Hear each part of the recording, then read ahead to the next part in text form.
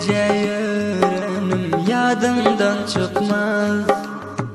Ol aydan sözlerin, ol kara gözlerin yadımdan çıkmaz.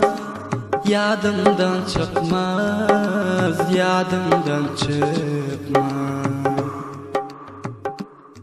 Bana kara aşkının sevgili yarım, dine sensin benim dünyada varım. Gece gündüz yatlap çıkıyor nazarım. Ah gözüm gelip güzel didarım. Yine barıp tuturmak çakolum ni, soldurma gün yine güler yüzün ni. Yine menden başka vermedilin ni, sen gidersen terk ederin alem ni.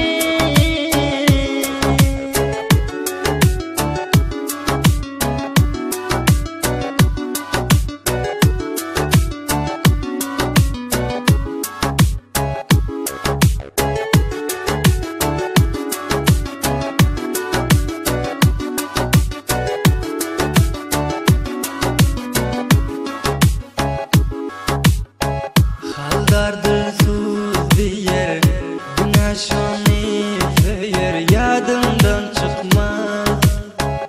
Kadir hoş dil dostum, güneş onda hüvettim, yadımdan çıkmaz. Yadımdan çıkmaz, yadımdan çıkmaz. Bana kara aşkının sevgili yarım, dine sensin benim dünyada varım.